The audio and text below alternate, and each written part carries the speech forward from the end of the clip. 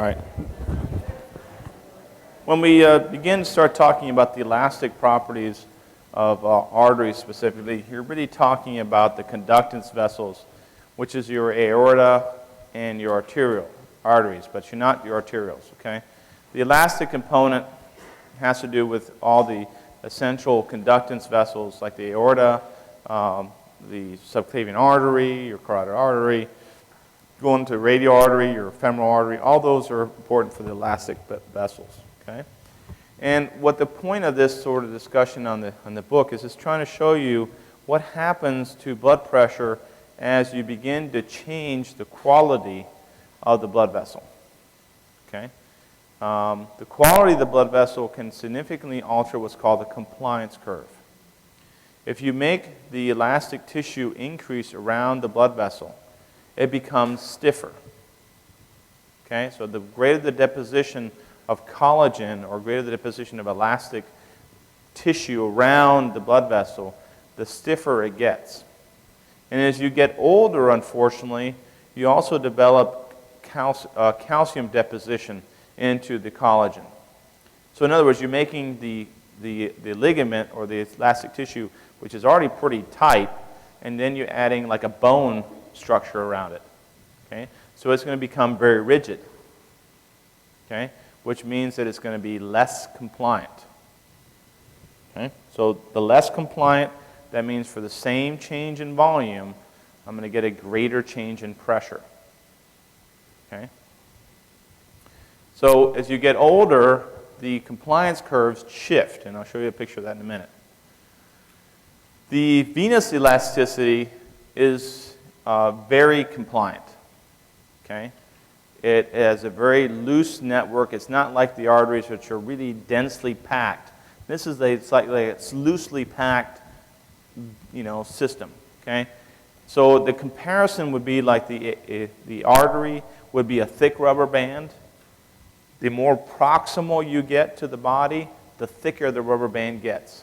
So the aorta has a huge, thick rubber band around it. Okay? And as you get further and further out, the thickness of the rubber band begins to decrease. When you get to the actual vein, the vein actually is basically a thin rubber band, okay, as an analogy. When you pull on it, it gives easily, so it actually accepts more volume much more easily than the veins do, which is why they're capacitance vessels. Okay? And that's a great analogy. If you've never worked with rubber bands, do that. Take a thick, very thick rubber band, you can buy them at the store, and then compare them to what it feels like. It gives you a visual image of what's actually taking place, and it gives you sort of an understanding what a compliance curve really is. Without the arterial elastance, though, you wouldn't have diastolic blood pressure. Okay? And diastolic blood pressure is critical for survival. Okay? If you don't have a diastolic pressure, you're dead. Okay? That'll kill you faster than a systolic blood pressure. And I can prove that to you. Okay? Take somebody who has basically died and get an arterial line in them and then do CPR. And you can do CPR all day long with a systolic blood pressure of 120. Okay? And you'll never get the patient back. The only thing you care about when you're doing CPR is you don't care about the systolic. You're looking at the diastolic pressure. That's the only thing you care about. Okay? And the answer is why? Why is it that diastolic pressure is so important? Who's got the answer? That's right. That's your coronary perfusion pressure. Your coronary perfusion is your ADP minus your left ventricular end diastolic pressure. If you don't get the ADP up, the patient's dead. Okay? Now, how many people knew that in ACLS? That's what I thought. Okay? It's sad, okay? Because the whole point of the therapy of ACLS is to bring up ADP. That's it. If once you understand that, everything else makes sense. Until somebody doesn't point that out to you, ACLS doesn't make any sense. Okay? Because you begin to try to believe that systolic pressure is what matters. The people that really have done a lot of resuscitation research and really looked at stuff over, okay, they find that actually what really works best is to do the most rapid heart rate possible. So I'm going to tell you, okay, when you get ACLS protocol, you follow the ACLS protocol. But when you get to clinical, okay, and you have me working at the other end of the code, I'll tell you, pump as hard as you can and as fast as you can. The faster the go, the better that is. So if you're seeing somebody going at 100 per minute, that's following ACL protocol in the old days. Okay, that's all we used to do it for. But that's the worst thing you can do. You're not going to get anybody back. Okay, and the reason you're not getting him back is the diastolic pressure is not creeping up fast enough. The faster you stack it, the faster the diastolic pressure stacks, and the faster you can turn over the heart. Okay? That's why if you have somebody with an AV fistula, the ADP doesn't come up. With an AV fistula, the blood just sloshes back and forth between the vein. So if you have somebody with an AV fistula, what do you have to do? Tourniquet. Tourniquet it off. Okay, if a woman is pregnant and she has a baby in her and she's got a placenta, she has an AV fistula. What do you have to do? Get the baby out. Okay, the baby's going to die because mom's going to die. So get the baby out, maybe the baby will have a chance. Okay, once you get the placenta out, you're taking the AV shunt out, okay, and now you get the woman back. You don't get the baby out, mortality rate's almost 100% for the woman. Okay, so you got to get the baby out. Okay. Now the other thing that works is the reason you're giving vasopressin, epinephrine. Vasopressin is more alpha agent. Okay, and the reason it's being reinforced now is because it drives ADP up faster than epinephrine. Epinephrine, the downside to it is it tries to increase contractility with no volume inside the heart. So who cares? It's not going to help as much. Versus vasopressin completely increases arterial vasoconstriction, drives ADP up, and it causes the heart to turn over. Okay? If you ventilate somebody during a cardiac, when you're not perfusing, okay, when you're doing CPR and you're ventilating, what happens to ADP when you squeeze that bag? What happens to ADP? Goes to 0. Okay, goes to 0. So what I recommend you do is give 2 puffs of oxygen, start CPR, and don't ventilate. Don't ventilate till you get the person back. As soon as you get the person back, then ventilate again. Okay? Because there's no point. All you're doing is you're driving your ADP back to 0. And that's what this has to do with arterial elastance. Okay? If you can't vasoconstrict somebody down, and if you can't turn over the ADP back up high enough, then you're not going to get the effect you want. Okay? So ADP is critical. Now, as you get older, and as your blood vessels become more rigid, what happens to ADP? It decreases. The more rigid your blood vessels, the less volume it can hold, and the less rebound there is.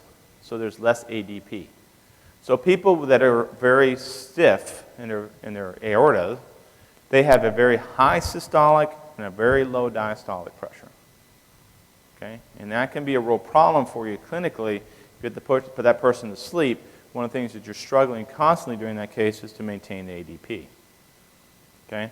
This is the differences in the compliances of the arteries and the blood and the veins. And the bottom to your right, okay, is the actual veins, and to your left is the actual artery. So the compliance curve for arteries is very rigid. Okay? For a small change in volume, you get a fairly significant change in pressure. Okay? So that's what keeps your systolic and your diastolic pressure going. So this is going, if you're looking at a blood vessel inside the artery, it's going up and down like this, like in a circle. Okay? And then your mean arterial pressure is somewhere in the middle. Okay? Your venous side, on the other hand, is still maintaining, a certain degree of compliance. It's not like it's 0, but it is, as volume goes up, you get a little change in pressure. But it's a lot lower. So as a consequence, your venous pressure is actually very low. Okay? Simply because it's a different architecture in the blood vessel. Now, when you take a look at somebody older, okay, let's see if I got the next picture. I hope I do. Nope. Back up. Okay. If you get older, if you extrapolate this and blow this up, okay, and you look at somebody who's older, okay, this is a normal person, say at their 20s. Okay. So for a change in volume, you get a significant change in pressure. Not a problem. That's the normal compliance of somebody who's young. Okay? As you get older, the blood vessels become increasingly stiff. Okay? So for that same change in volume, in this case we're going to say here to here, above here, look what happens to the person's blood pressure. For the same volume, now you're going to generate a much higher systolic pressure in that individual. And that's the point in understanding this compliance curve. Okay, so expect as you get older that most people get hypertensive. The more the disease progresses, let's say of collagen deposition, or if you get increased cholesterol deposition and the arteries become stiffened, or you get calcium deposition in blood vessels, the more systolic pressure is going to rise on you. But your diastolic pressure is going to become limited. Okay, because it's not the volume that's being injected into it. Initially, the body will be able to keep ejecting into it, right? But once the heart begins to get too much afterload, what happens to its stroke volume? It starts falling. Okay, so then the actual diastolic pressure will fall. So if you see somebody with a higher systolic with a low diastolic, just understand in your mind that the artery is very stiff. And if you're doing open heart surgery, you may have what's called a calcified aorta, okay, or what's called an eggshell aorta. You might, maybe one of you will see that one time in your career. Okay, when you open up the chest for open heart procedure, you'll look down at the aorta, which is one of the first things I do. Okay, because it happened to me one time, and I'll look at the aorta and see what it looks like. Okay, and the aorta should look nice and pink. Okay, in this case, when I saw it, it was white. It looked like the sheet of paper that's in front of most of you guys. Okay? And what that means is the calcium is deposited all in the aorta, and the aorta is like a beautiful eggshell. Okay? One problem with it is when you cross-clamp the egg, it's not going to be a very happy camper. And that's what ended up happening was the end of the case. Okay? We cross-clamped the aorta, and all you hear is crunch, and there's a nice explosion of blood everywhere because the aorta just disintegrated. Okay? So make sure you understand that. And it sort of kind of went along with what I was seeing in the artery, which is, again, I didn't understand because nobody had pointed that out to me. And I had a blood pressure of 160 over 42 when we started the case, and I was struggling to keep the diastolic up at the whole case. But pretty soon I had no systolic pressure to worry about. So the way you repair that is you don't put a catheter inside the aorta. You have to do it on a circuit arrest kind of situation, or do a fem-fem bypass. So you don't touch the aorta in that situation. If you do, you're going to have a lethal event. It's catastrophic. So, only seen it once. Hopefully, I don't see it again.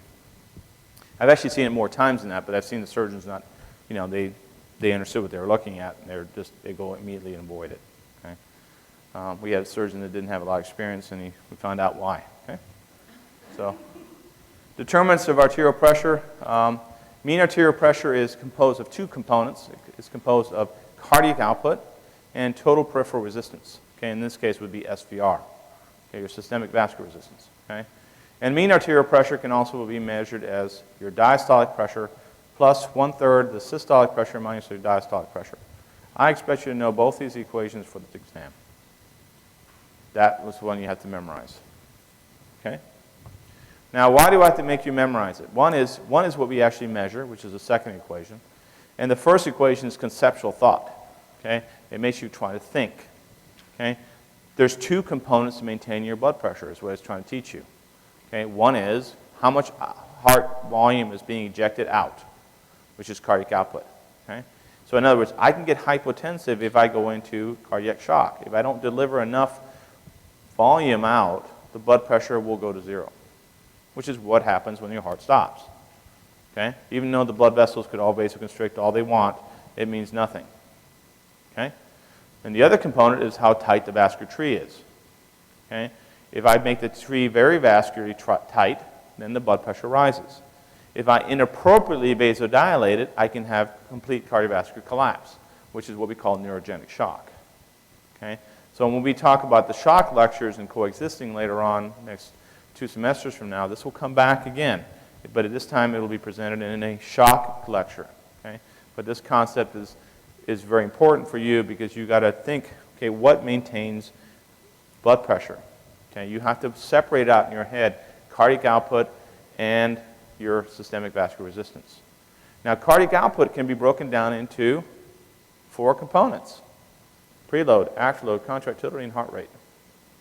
And your vascular tree has to be done with how much arteriovascular resistance do I have.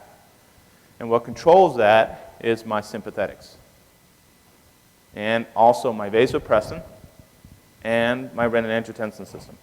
So there's 3 regulatory mechanisms that regulate arterial vasoconstriction: sympathetics, vasopressin, which is the ADH system, and the renin-angiotensin system.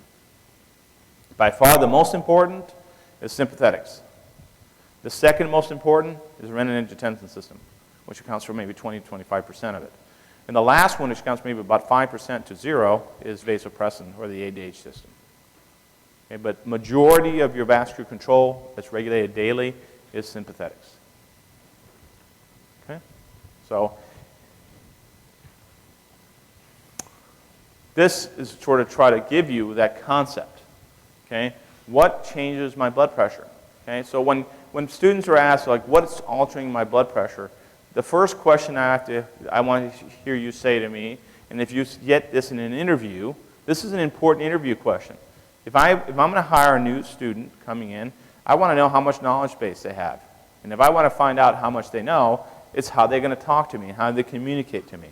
So one of the students that I just had recently graduated, he actually got a job over 30 other people up in Colorado, okay, where people had 15 years experience. He got the job. Okay, he was asked this question. Okay, and that's why I'm sort of telling you again. How do you look at blood pressure? And he said, well, I break down blood pressure in 2 things. I break it down into peripheral vascular resistance, and the other thing I break it down is in cardiac output. And I look at my cardiac output if I have adequate preload, afterload, contractility, and heart rate. And I look at my peripheral vascular resistance by looking at my renin-angiotensin tone, vasopressin, and my sympathetic discharge. And he hired him on the spot. Okay? Because you begin to talk the talk. Okay? You have to learn to start talking the stuff. Okay? So what happens to your total peripheral vascular resistance?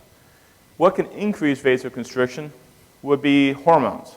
Hormones specifically is the ADH system, which is vasopressin, which is why we use it for codes. Okay? Vasopressin is very, very small in clinical situations under normal circumstances. Unless you're under tremendous amounts of stress, the vasopressin or ADH levels never get high enough to cause vasoconstriction. Only in codes, when you use the drug in units, does it actually make a difference. The other thing that also is a vasoconstrictor that's in a hormone is the renin-angiotensin system. Okay? And the other thing that's important about that system is it also kicks up aldosterone, which increases sodium reabsorption, which then pulls more water in. There's also your sympathetics, which is your alpha-1 and your beta-1 receptors. Alpha-1 are the vasoconstrictors, and beta-1s increase heart rate, contractility, and increase your cardiac output normally. Your autoregulatory mechanisms usually are regulating sympathetic tone. Your increased vascular reactivity can also be from natural occurring substances that are occurring in your blood vessel. And it could be also to the actual overall nitric oxide levels. If you increase nitric oxide levels in blood vessels, you will cause them to vasodilate.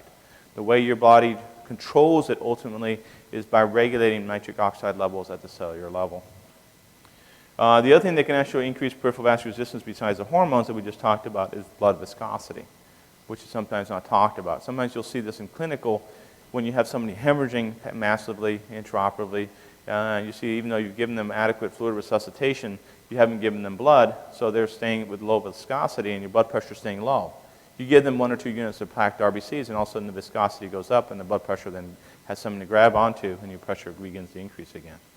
And actual decreased vessel elasticity. That's usually a genetic issue, something that you can't really regulate most of the time.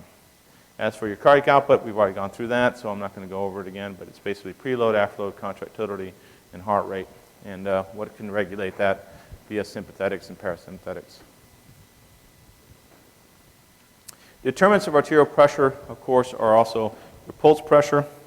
Pulse pressure has to do with the difference between your systolic pressure and your diastolic pressure.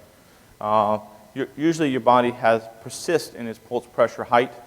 If you begin to decrease preload volume, what happens to pulse pressure height?